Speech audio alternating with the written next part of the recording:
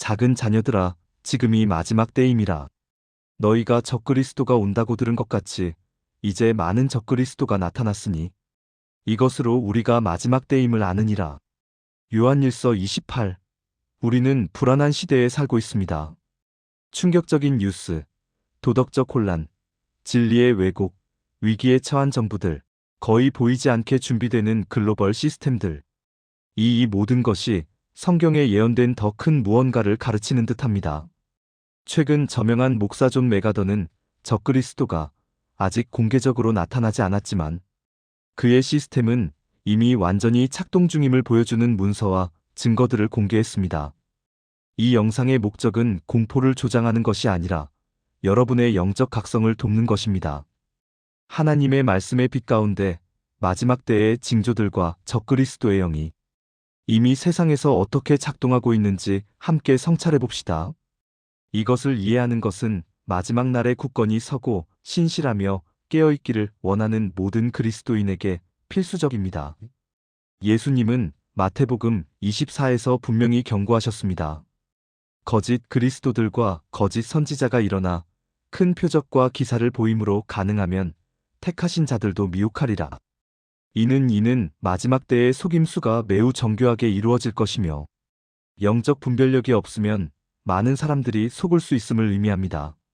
이러한 분별력은 하나님과의 친밀함, 성경의 지속적인 읽기, 기도 속 깨어있음에서 옵니다. 존 메가더가 최근 설교에서 밝힌 내용은 중요한 영적 경고입니다. 그는 정치적, 종교적, 기술적 여러 구조가 이미 성경의 예언과 일치하고 있음을 보여줍니다. 적그리스도 자신은 아직 드러나지 않았지만 그의 등장을 위한 모든 준비가 진행 중입니다. 여기에는 진리에 대한 박해, 성경 말씀에 반하는 세계적 연합, 하나님 주권을 완전히 거부하는 문화가 포함됩니다. 그렇다면 교회의 역할은 무엇일까요? 무시해야 할까요? 두려워해야 할까요? 도망가야 할 그 반대입니다. 우리의 역할은 적그리스도의 시스템에 저항하며 그리스도 안에서 굳건히 서고 거룩하게 살며 담대하게 복음의 진리를 선포하는 것입니다. 영적으로 준비되어 속지 않기를 원한다면 당신은 바로 올바른 곳에 있습니다. 여기서는 성경을 경건과 두려움으로 진지하게 연구합니다. 이 메시지가 마음에 와닿고 영혼을 깨운다면 지금 채널을 구독하여 매일 믿음을 푹 돋우고 눈을 열며 영혼을 강하게 하는 메시지를 음악 계속 받아보세요. 예수님께서 다시 오십니다. 그분이 오시기 전에 세상은 흔들릴 것입니다. 그러나 우리 믿는 자들은 흔들리지 않을 것입니다. 히브리서 12, 28에 기록된 것처럼 그러므로 우리가 흔들리지 아니하는 나라를 받았으니 은혜를 힘입어 하나님을 기쁘시게 섬기며 경외함과 거룩한 두려움으로 섬기자. 지금 잠시 멈추고 생각해 보십시오. 당신은 준비되어 있습니까? 조성되는 시스템에 맞서서 있을 준비가 되어 있습니까? 말씀으로 자신을 채우고 있습니까? 주변의 징조들을 인식하고 있습니까? 원칙 1. 성경의 권위는 의문할 수 없다.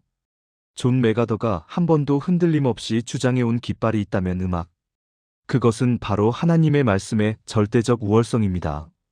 많은 목소리가 사람들의 관심을 끄는 오늘날, 카리스마 있는 지도자부터 디지털 인플루언서까지 메가더는 언제나 단 하나의 견고한 기반을 가리켰습니다. 성경은 그리스도인이 믿고 살아가는 모든 것에 대한 최종적 권유입니다. 적그리스도의 시스템이 일어나기 시작할 때 가장 먼저 시도하는 것은 이 권위를 상대화하고 왜곡하며 약화시키는 것입니다. 바로 이 지점에서 많은 사람들이 걸려 넘어집니다. 그들은 진리가 아닌 그럴듯하게 느껴지는 것들 따르기 시작하기 때문입니다. 하나님의 말씀은 변하지 않습니다. 그것은 영원하고 오류음악 없으며 충분합니다. 디모데후서 316:27에서 바울은 이렇게 씁니다. 모든 성경은 하나님께서 감동하신 것으로 교훈과 책망과 바르게 함과 의로 교육하기에 유익하니 하나님의 사람으로 온전히 갖추어 모든 선한 일을 행하게 하려 함이라. 이 구절은 성경이 단순한 영감이나 지혜의 책이 아니라 그리스도인을 위한 완전한 삶의 매뉴얼임을 보여줍니다. 성경의 어느 부분이든 무시하거나 수정하는 것은 속임수의 문을 여는 것입니다. 존 메가더는 감정, 개인, 경험, 인간의 의견을 성경 위에 두려는 어떤 움직임에도 용감히 맞섭니다. 그의 말에 따르면 바로 이것이 적그리스도의 시스템이 교회 안에서 전진하는 길입니다. 감정 중심의 기독교를 조장하여 내가 느끼는 것이 하나님 말씀보다 더 중요하게 만드는 것입니다. 문제는 진리가 제쳐질 때 무엇이든 진리가 될 수 있다는 점입니다. 그리고 바로 이 지점에서 속임수가 강력하게 자리 잡습니다. 이 때문에 오늘날 우리는 무엇이 죄인지, 무엇이 허용되고 금지되는지에 대한 논쟁을 흔히 볼 수 있습니다. 성경은 이미 명확하게 모든 답을 주었습니다. 그러나 많은 사람이 성경을 깊이 알지 못하기 때문에 인기 있는 해석, 짧은 인터넷 영상 또는 선의는 있지만 잘못된 지식을 가진 사람들의 조언에 따라 움직이게 됩니다. 메가더는 늘 말합니다. 진실성이 거짓에 기반한다면 아무도 구원받지 못한다. 오직 진리만이 자유롭게 하며 그 진리는 하나님의 말씀 안에 있습니다. 이제 일상적인 상황을 생각해 봅시다. 예를 들어 한 젊은 여성, 그리스도인이 친구들로부터 현대적 도덕과 신앙관을 받아들이라는 압박을 받고 있다고 합시다. 많은 사람들이 그녀에게 좀 더 열린 마음을 가져야 한다. 성경은 시대에 맞춰 바뀌어야 한다고 말합니다. 어떤 사람들은 심지어 구절을 문맥에서 벗어나 인용하며 사실은 그리스도의 가르침과 완전히 모순되는 행동을 정당화하려고 합니다. 만약 그녀가 성경의 권위 위에 굳게 서 있지 않다면 결국 굴복하게 될 것입니다. 그러나 진리에 뿌리 내린 사람은 압박 속에서도 신실함을 유지할 수 있습니다. 성경의 권위는 또한 성경이 충분하다는 것을 의미합니다. 메가더는 항상 강조합니다. 그리스도인은 새로운 시나 추가적인 신비 체험이 없어도 하나님과 온전한 삶을 살 수 있습니다. 우리가 알아야 할 모든 것은 이미 성 안에 시되어 있습니다. 물론 성령님은 우리와 말씀하시고 인도하며 위로하십니다. 그러나 성령님은 이미 기록된 말씀을 결코 모순되지 않으십니다. 누군가 비전이나 시를 받았다고 하며 성경과 상충되는 내용을 전한다면 아무리 감동적이어도 그것은 거짓입니다. 하나님의 말씀이 최종 기준입니다. 많은 사람은 자신에게 유리한 구절만 선택하고 직면하게 하는 구절은 무시하는 오류를 범합니다. 이것은 매우 위험합니다. 적그리스도의 시스템은 새로운 성경을 직접 강요하며 오지 않습니다. 대신 조금씩 말씀에 대한 신뢰를 훼손하고 성경이 구시대적이고 제한적이며 심지어 편협하다고 느끼게 만듭니다. 메가더는 사탄이 에덴에서 하나님이 정말 그렇게 말씀하셨느냐라고 질문하며 시작했고 오늘날까지 계속 그렇게 한다고 상기시킵니다. 성경이 선택사항이나 개인적 해석에 맡겨진 것으로 취급될 때 이미 속임수의 토양이 마련되는 것입니다. 이것은 교회 안에서도 마찬가지입니다. 요즘 많은 메시지가 구절은 적고 이야기 중심인 것을 눈치채셨나요? 많은 설교가 유머와 감동적인 일화로 가득하지만 말씀을 충실히 설명하고 적용하는 내용은 거의 없습니다. 존 메가더는 항상 성경을 한 구절씩 정확히 설명하고 적용하는 설교 해설식 설교를 옹호했습니다. 그는 교회가 가장 필요로 하는 것은 창의성이 아니라 충실함이라고 믿습니다. 그래야만 진리가 승리합니다. 실질적인 예를 들어보면 한 젊은 그리스도인이 정체성, 성적 권위, 심지어 종말론 같은 어려운 주제를 공부하기 시작한다고 합시다. 그는 다양한 의견을 접할 수 있습니다. 그러나 그가 성경에 충실한 독자라면 무엇이 성경적이고 무엇이 단순한 인간의 생각인지를 분별할 수 있습니다. 누군가 몇 가지 논리를 제시하더라도 그것이 성경에 근거하지 않으면 영원한 가치가 없음을 알게 됩니다. 성경은 또한 우리의 방어수단이 됩니다. 에베소서 6장에서 바울은 말씀을 성령의 검이라고 부릅니다. 우리는 이 검으로 적의 거짓에 맞서 싸웁니다. 적그리스도의 시스템이 진리에 맞서 철학, 법률, 체계를 세울 수 있지만 성경의 굳건히 선 그리스도인은 저항할 영적 무기를 갖추고 있습니다. 그의 기반이 인간의 의견이 아니라 영원하신 하나님 안에 있기 때문에 흔들리지 않습니다. 이 시대의 가장 강한 사람들은 성경을 알고 성경을 신뢰하며 아무런 조건 없이 그 말씀을 붙드는 사람들입니다. 결국 적그리스도의 시스템이 두려워하는 것은 붐비는 교회, 시끄러운 행사, 잘 만들어진 음악이 아닙니다. 그가 두려워하는 것은 진리를 알고 진리를 살며 담대하게 진리를 전하는 성입니다. 원칙이 교회는 세상의 거울이 아니라 진리의 기둥이 되어야 한다. 많은 사람들이 피하려는 사실을 명확하게 말합니다. 그리스도의 교회는 세상에 맞춰 적응하도록 부름받은 것이 아니라 복음의 진리로 세상을 직면하게 하기 위해 부름받았습니다. 적그리스도의 시스템이 이미 준비되고 있는 시대의 이 주장은 더욱 중요합니다. 오늘날 우리는 교회가 더 친근하고 더 받아들여지고 세상과 닮아가려는 모습을 자주 봅니다.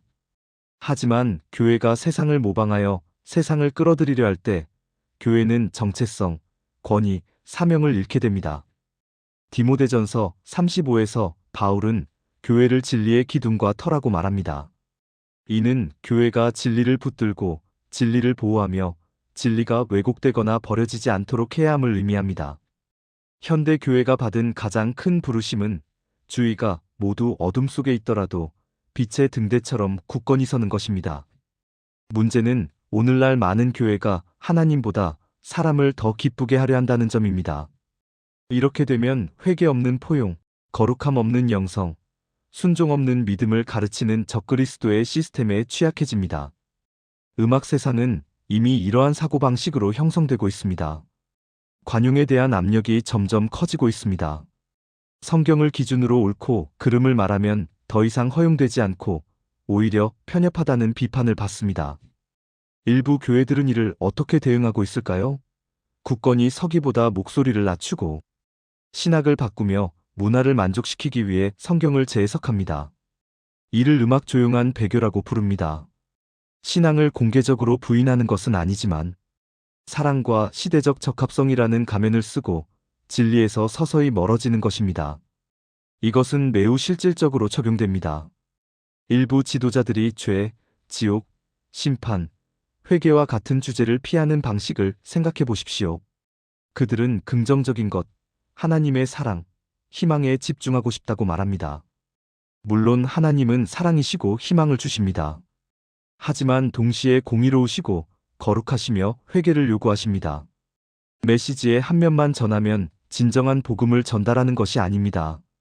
군중에게는 듣기 좋지만 아무도 구원하지 못하는 왜곡된 버전을 만드는 것입니다. 진리는 재포장할 필요 없이 효과적이어야 한다고 자주 강조됩니다. 진리는 충실하게 선포되어야 합니다. 교회는 인기 있는 존재가 되기 위해 부름받은 것이 아니라 충실함을 위해 부름받았습니다. 그리고 이는 용기를 요구합니다. 세상이 듣고 싶어 하지 않는 말을 해야 한다는 뜻입니다. 주변 다른 교회가 굴복할 때에도 굳건히 서 있어야 한다는 뜻입니다. 진리 때문에 거부당할 각오가 되어 있어야 한다는 뜻입니다. 분명한 예는 목사가 언론이나 공개 행사에서 초청받아 낙태, 성문제, 구원과 같은 어려운 주제에 대해 질문을 받았을 때 음악 애매하게 답하거나 누구에게도 불쾌감을 주지 않기 위해 답을 부드럽게 만드는 경우입니다. 반대로 항상 성경에 근거하여 명확하게 답변하며 비판을 받을 것을 알면서도 진리를 전하는 모습을 볼 수 있습니다. 교회는 소금과 빛이 되어야 하며 이는 잘못을 지적하고 하나님의 거룩함을 가리키는 예언적 목소리를 포함합니다. 하지만 이 부르심은 목사나 지도자에게만 해당되지 않습니다. 모든 그리스도인은 교회의 일부입니다. 이는 우리 모두가 진리를 살고 선포할 책임이 있음을 의미합니다. 교회가 진리의 요새라면 각 신자는 그 요새를 이루는 벽돌과 같습니다.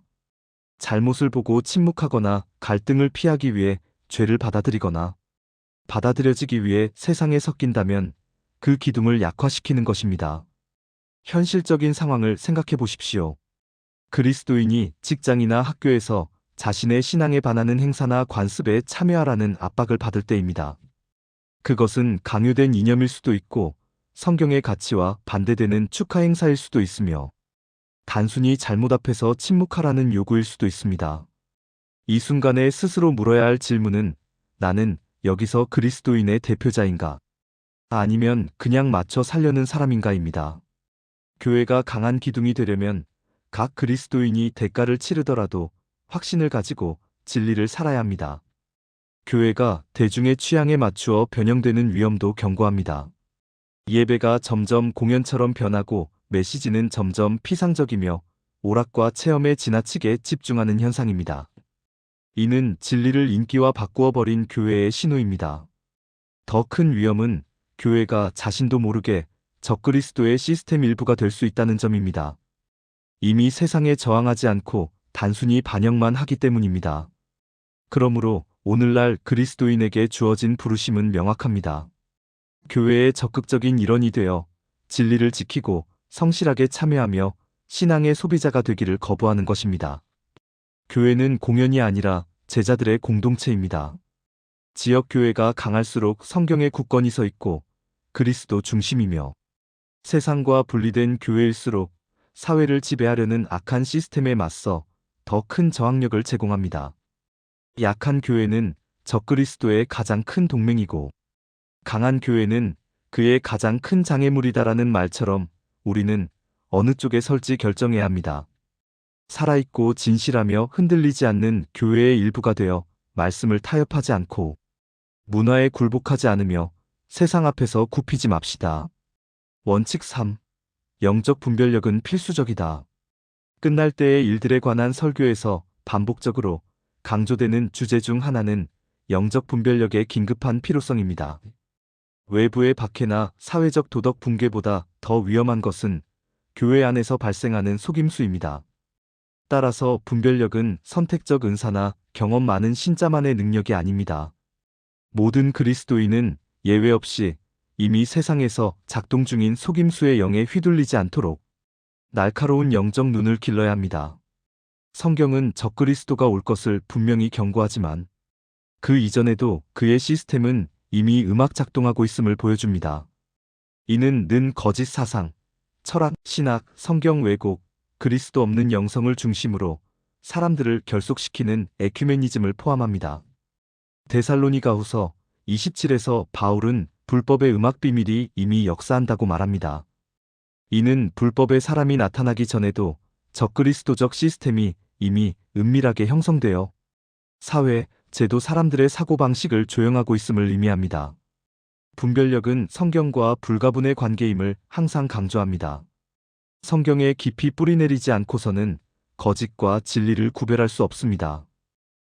오늘날 많은 그리스도인이 진리보다 체험과 감정에 더 관심을 두는 것이 큰 문제입니다. 진리가 없는 곳에서는 속임수가 지배하게 됩니다. 이를 실제로 이해하려면 동기부여식 메시지가 얼마나 많은 설교단을 장악하고 있는지 생각해 보십시오. 인간 중심의 설교에서 하나님은 마치 개인 비서처럼 각자의 꿈을 이루어주는 존재로 제시됩니다. 이런 방식은 진리를 왜곡하고 죄를 직면시키지 않으며 자아를 만족시키는 복음을 준비합니다. 이런 메시지는 사람을 변화시키지 않고 단순히 즐겁게 할 뿐입니다. 많은 교회가 자신도 모르게 적그리스도의 영이 활동하는 무대가 되는 이유가 바로 여기에 있습니다. 악을 공개적으로 숭배해서가 아니라 조용히 진리를 거부하기 때문입니다. 따라서 영적 분별력은 매일 실천되어야 합니다. 마법처럼 주어지는 것이 아닙니다. 영적 근육과 같아서 사용할수록 강해집니다. 이를 훈련하는 가장 좋은 방법은 성경을 깊이 읽고 성의 임를 구하며 모든 것을 진의 빛으로 평가하는 것입니다. 히브리서 54에서는 이렇게 기록되어 있습니다. 한 음식은 성한 자들을 위함이니 이들은 연단으로 말미암아 선악을 분별하는 능력을 가졌느니라. 여기서 강조된 것은 꾸준한 연단입니다. 즉 분별력은 실천과 영적 성숙을 통해 발전합니다. 또한 경고하는 것은 적그리스도의 시스템이 종교를 주요 도구 중 하나로 사용할 것이라는 점입니다. 겉보기에는 영적이어도 실제로는 하나님께 속하지 않은 경우가 많습니다. 오늘날 가르쳐지는 많은 교리들은 성경과 인간 중심 심리학, 음악자기 개발, 심지어 신비적 전통을 혼합하여 그럴듯하게 보이지만 그리스도의 순수한 복음과는 거리가 멉니다. 분별력은 다수가 속고 있을 때에도 우리를 진리에 충실하게 지켜줍니다. 이 현실의 좋은 예는 소셜미디어에서 찾을 수 있습니다. 하나님을 언급하고 믿음을 말하며 심지어 성경 구절을 인용한 영감을 주는 영상들이 많습니다. 그러나 내용을 자세히 보면 메시지가 사람 중심이고 그리스도 중심이 아님을 알 수 있습니다. 음악 대부분의 사람들은 좋아요를 누르고 공유하며 열광적으로 댓글을 달지만 몇 명만이 스스로 질문합니다. 이것이 말씀과 일치하는가? 바로 이때 분별력이 필요합니다. 분별력은 우리를 신랄한 비판자로 만들지 않고 진리의 수호자로 씁니다. 속임수가 아름답고 인기 있고 잘 만들어져 있는 시대에 분별하는 사람만이 굳건히 설 수 있습니다. 좋은 예는 친구나 영적 지도자가 사랑스러워 보이는 조언을 하지만 하나님 뜻에 어긋나는 경우입니다.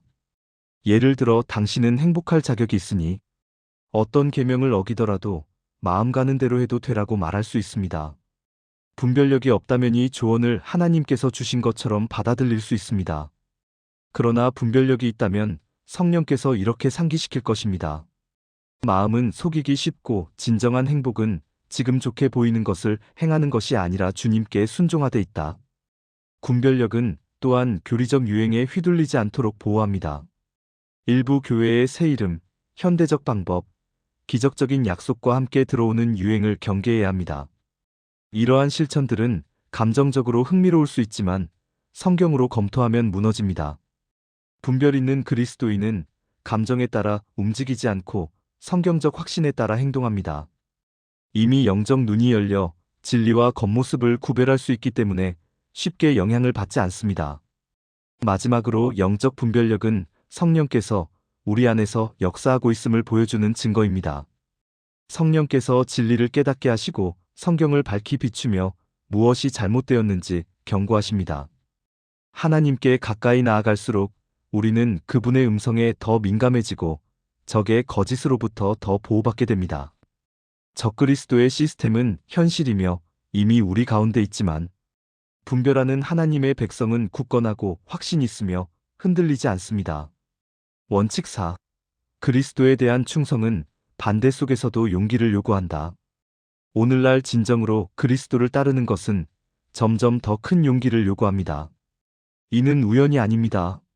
충실한 그리스도인에 대한 압력은 세상에서 적그리스도의 시스템이 확장될수록 커집니다. 즉 세상이 하나님으로부터 멀어질수록 진리에 충실하려는 사람들에게 적대적이 됩니다. 이러한 상황에서는 피상적인 신앙으로는 살아갈 수 없습니다. 확고하고 흔들리지 않는 충성이 필요합니다. 요한복음 1518-19에서 예수님은 분명히 말씀하셨습니다. 세상이 너희를 미워하면 나를 먼저 미워한 줄 알라. 너희가 세상에 속했다면 세상이 자기 것을 사랑하리라. 그러나 너희는 세상에 속하지 아니하고 내가 너희를 세상에서 택하였으므로 세상이 너희를 미워하느니라. 충실한 제도는 반대와 갈등을 피할 수 없습니다. 성경을 진심으로 살아가기 시작하면 자연스럽게 세상의 영과 충돌하게 됩니다. 이 적대감은 항상 직접적 박해나 폭력으로 나타나지 않습니다. 때로는 더 미묘하게 나타납니다. 거부, 조롱, 사회적 압력, 배제, 검열, 침묵 요구 등이 있습니다. 적그리스도의 시스템은 이미 이러한 방식으로 활동하고 있으며 그중 가장 눈에 띄는 형태는 관용이라는 이름으로 그리스도인의 목소리를 잠재우려는 시도입니다. 이는 성경적 진리를 말하는 그리스도인이 현대 사회에서 불쾌하게 여겨지는 상황입니다. 이 환경에 저항하는 방법은 용기입니다. 그러나 충동적이거나 공격적인 용기가 아니라 하나님에 대한 확신에서 나오는 용기입니다. 그리스도에 대한 충성이 인간의 인정보다 더 가치 있음을 아는 용기입니다. 모두가 굴복할 때에도 굳건히 서는 용기, 모두가 침묵할 때에도 진리를 말하는 용기.